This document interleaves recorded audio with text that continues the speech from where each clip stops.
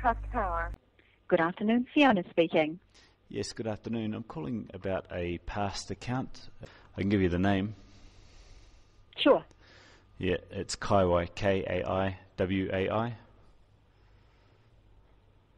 K-A-I-W-A-I, and the address of the property? 520 Honeymoon Valley. And I'm speaking with? You're speaking with Simon. Okay. Simon, how long since we chatted? A long time. It would be. Yeah, we haven't spoken. Actually, I don't think. Have we? I know the name. Yeah. Hey, I wrote to you previously and requested the transcript from a phone conversation, October 15, 2009, and that was denied. 15. Could you provide that to me? I was service operations manager at the time on it. Because then it was actually shared with a private unnamed party to the contract who wrote about it. Yeah. Hey, do you know if Trustpower still has the policy of informing that there's a disconnection prior to confirmation that it's disconnected? Advising the account holder if they call us? Yes. If the account holder calls us and there is a physical disconnection that's actually logged on the property and they see that, there's no reason that they wouldn't tell the account holder. Yeah, because I've got a letter here from you saying that it was standard policy to inform people prior to the disconnection. If we're about... It was if we're going to disconnect and they call us, absolutely. That it has been disconnected? Oh, to the account holder? Yeah. So just let me get the sequence of events correct. We've disconnected the property for whatever reason. No, you haven't were disconnected. The account holder. Yeah, we haven't? No, you haven't. No, because the power's still running. Right. The power's still running, and there's been a disconnection notice, and the customer calls in to pay, and the person on the phone says it's been disconnected. Now, the power's still running. What you said in your letter was it was sometimes, as there is sometimes a 2 to 6 hour delay with the faultman in the field updating information. Correct. Once the job's connected. Our agents trained to advise customers. So that's not a letter, right? What's that? So if a job has already been logged, then the CSR has to ascertain or has to assume that the power is disconnected because there is that lag with the faultman being out on the field. But even if the customer's calling, but even if the customer's calling to say the power's still on and I want to pay, because that job's already gone out to the faultman.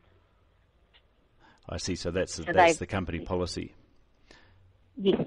Yeah. To if the charge job's already for the, gone out to you're charging for a physical disconnection before it's physically taken place.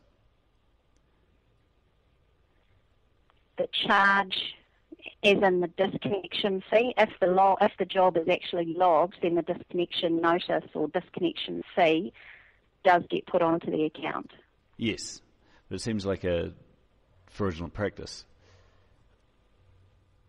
Right. I guess with company policy, when we've got a friendly notice, a couple of disconnection notice, we actually do a text, an email and a call now. I'm not sure that we did that back in 2009. The company line probably is that we've sent an account, sent a reminder on that reminder, sent another reminder, and then log the job. So it's quite a lengthy process that we go through. Yeah, I've got that. I think you actually had that process then, but the thing is a text, who knows who's got that? Your phone is an automated calling service, which I certainly didn't get. And why would your customer service people block someone, refuse payment? Because even when they knew that there was unlikely to be a disconnection, that there was a strong possibility that it hadn't been disconnected. Do you see what I'm saying? Yeah. This was back in 2009, wasn't it? It was. Yeah. Yeah. The property went to contact, is that correct? And I think that's where I started to get involved. It then went to contact, and there was a enforced disconnection on November 24th. Right. Now, I wrote to Contact Energy saying, why did you do that? And they said that you guys did it. I've got it in writing that Trustpower did it from Contact Energy. And they're saying that it happened because of unpaid fees. Now, what's the balance on the account? What's the balance on the account? Oh, the account's definitely paid. Yeah, it's overpaid, right? I don't have an overdue amount there. I believe the reason that we actually have refused supply on this property, I don't think it's anything to do with the debt was paid. However, overpaid. Just reading back. So this is what happened on whatever day you guys came out, which was over a day after your representative refused to accept payment, and claimed incorrectly that that the disconnection had already taken place, and then she hung up on me, even after I told her that I had a pregnant woman in the house and I just wanted to pay the bill. I also informed that I would then trespass to evidence what is a fraudulent practice under lawful definition. Oh, you're not welcome. You're trespassing. So if you have documents that let you know that you're allowed to be here, this is a document from. Okay, well I'll be reporting it to the police. That's fine. It will be handled. It will be handled correctly. And so I wasn't actually home when that happened, but I know the guy who did it, and it was a friendly thing. The Top Energy guy who came out and didn't have the paperwork because it was an undue disconnection, left with a smile and a wave. Now, somewhere between you and Top Energy, Trustpower and Top Energy, a story arose of him being chased off with a stick. Now, if you go to YouTube, there's a video of the guy leaving with a smile and a wave. Right? Then Trustpower used... we can only go off the job notes that came in. We were advised a police escort was sent to the property with the contractor to disconnect on the 11th of the 11th. Yeah, what was the time before that? A Top Energy guy went out there. Right, because they own the lines. So the contractor from Top Energy. To disconnect on an account that you guys were claiming had been disconnected that I wanted to pay. Right, I'd called to pay. And that's that October 15 conversation. Are you saying the police weren't called to the property at all, Simon? No. What I'm saying is... Yeah, it's this process that we're not happy with. And the Top Energy guy came out by himself. He left with a smile and a wave. That video is on YouTube. Is on YouTube. What they told you, or you guys made up, was that he was chased off with a stick. No worries, mate. Yep. No worries. Thank you. That's all I need to know. Then you sent another Top Energy guy with a police officer to disconnect, although you were not lawfully, you were in discussion with me. I was awaiting a response. But the police officer accompanied because of the story of the stick, the guy being threatened with a stick, which he wasn't. So, in your opinion, is it safe to leave a late-stage pregnant woman without power? Let the law sort it out. Don't get involved before a court order, and definitely not before you have all the paperwork. It is a human need. I have a pregnant woman at home. Now they can extort me. Now, that second visit was filmed also. Then I overpaid the account in cash. Right. And that included all the contractor's fees, and I still have a refund check from you guys. Right? You still used a baseless accusation that the guy was chased off with a stick to refuse electricity to me, and then you and Contact Energy shared that information, which was baseless and should have been tested in a court of law, to essentially blacklist my family from supply because they acted in reliance on your information to refuse us supply. Then I got the name established in the context. I think that's incorrect. No, it isn't. Because we have on the 12th of the 11th, we received a call from Contact. Yep. We did not call Contact and blacklist you. His question was, were we happy to release the property to Contact? And I said, yes, we were. Yeah. And? Which we're allowed to do. What obviously because the property was disconnected. They asked whether we would release, and we said absolutely. So that was definitely, we had a phone call with contact there. It's in our notes. Yeah, because because I was on hold, I had to, because I had no electricity, I had to go into town, and I did that call from the manager of the Winds office. So I called them, and they said, okay, we'll just call Trustpower, and they were on the line for quite a while, and then when they came back, they said they didn't want to give us an account. Well, we said we would release the property to them, so whatever decision they made, we assumed that Contact had taken the property. So who's supplying power at the property now, Simon? We'll get to that. So they did that.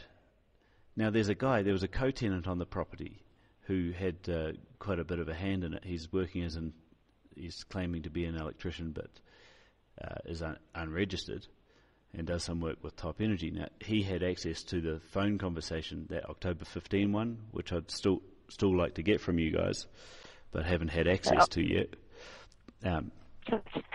Now, October 15th call. Yeah, October 15. Yep, with you. Okay. Then I had to get the landlord, who was over in Europe, to get an account, and she chose. Well, I suggested Contact Energy. The absent landlord, the absent title holder, I got her to make an application to Contact Energy, right? Yes. To instate the power, and yes, quite a lot of time passed, and we received a letter of confirmation that the account was in place and connected from Contact Energy. Then what happened, like about 3 or 4 days later, without notice, was 2 police arrived with 2 Top Energy contractors, and they were going to disconnect the electricity on my overdue wife and I. Now, she was overdue pregnant at the time, without notice, with my account being prepaid with you or overpaid with you, with an account being confirmed with the landlord from Contact Energy. And those police... Contact actually went out. Right. And I'm assisting, are you the electric board? I'm assisting the electric board to cut off the supply to this property are you, because you haven't been paying your bill.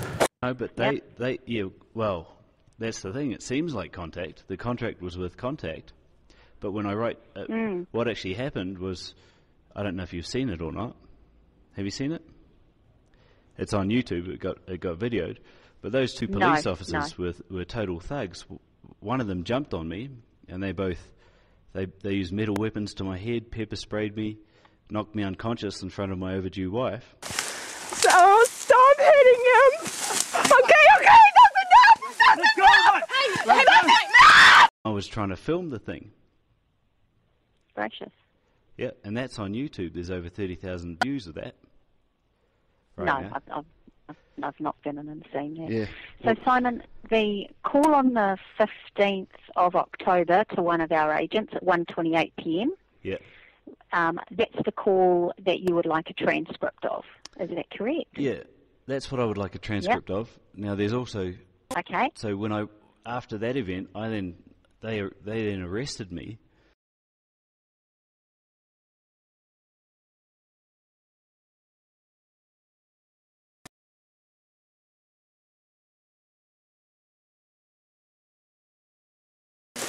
No court order, working for a private interest. Obviously the government never sold the power.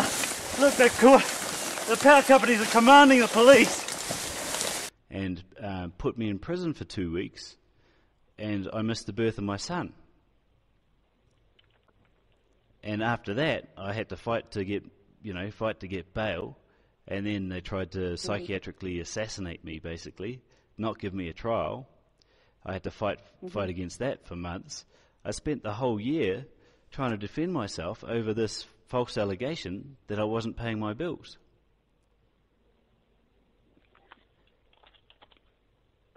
That you weren't paying your bills? Yeah, that I hadn't paid my bills. That's what the police officer said when I turned up. But you guys owed me money.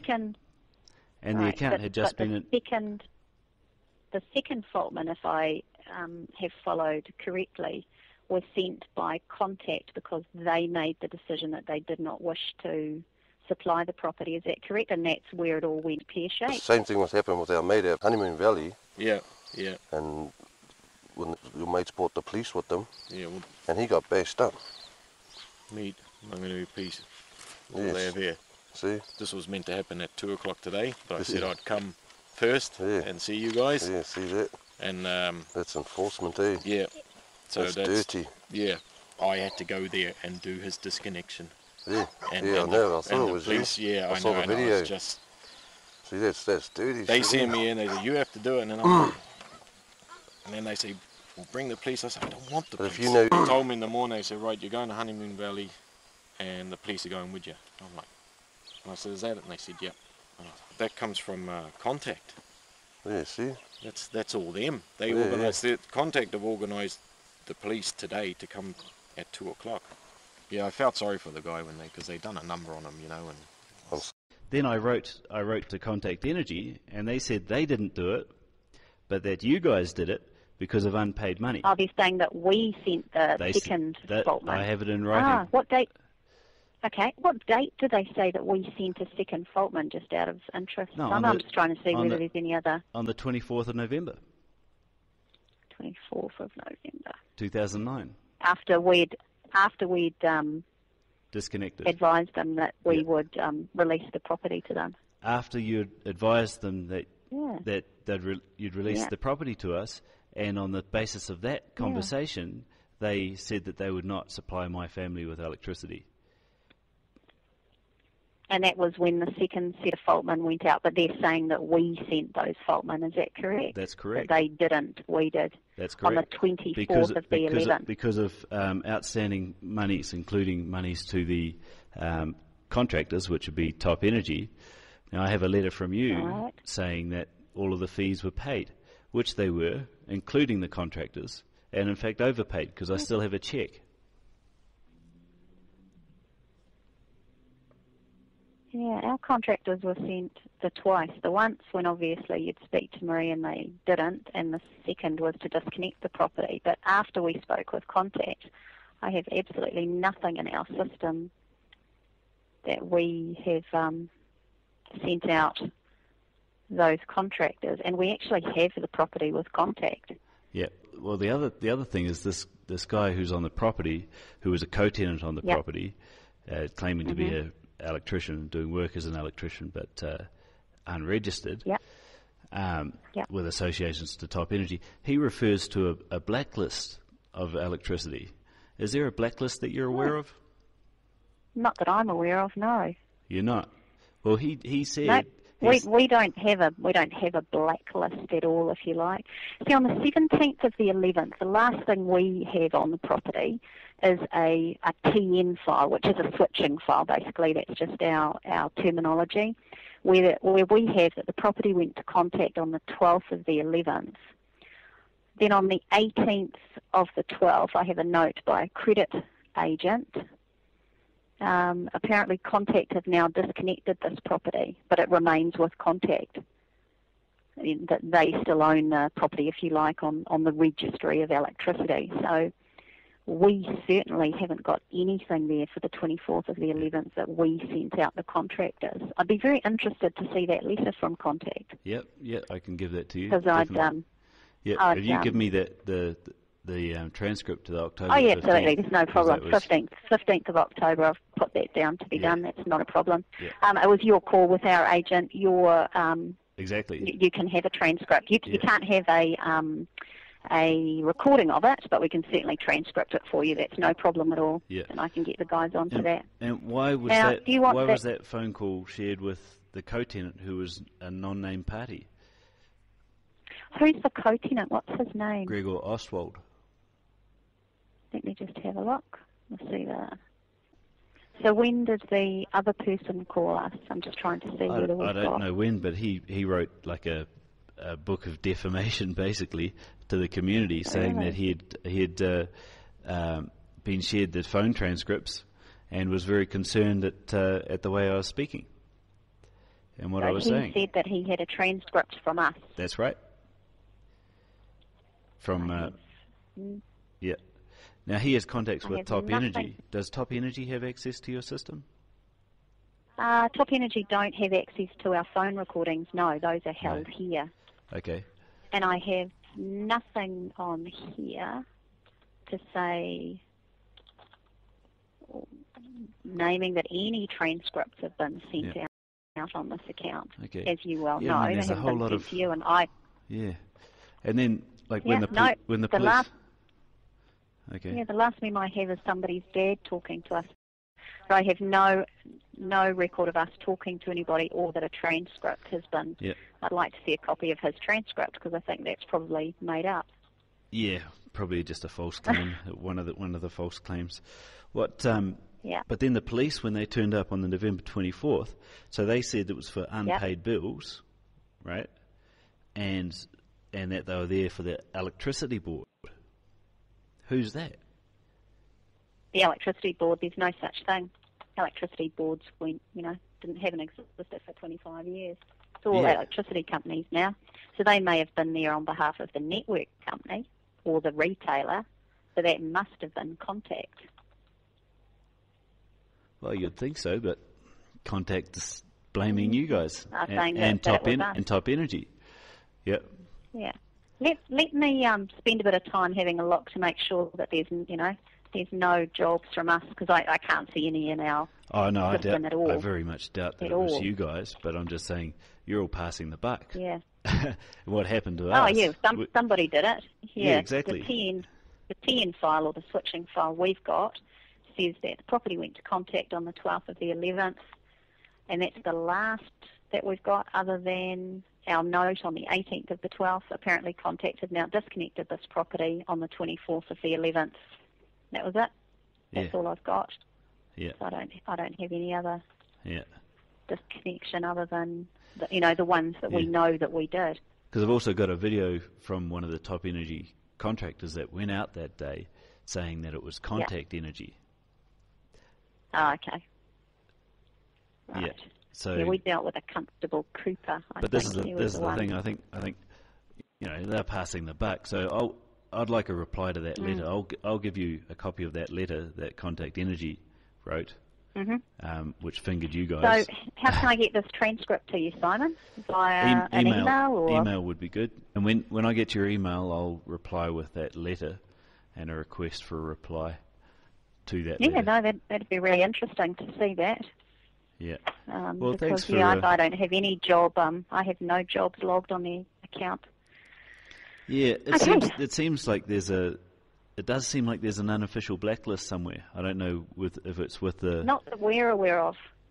Yeah. No, I don't know if the Contact's privately owned as well. I don't know if the SOEs have a blacklist that they share amongst each other, because they're all government owned.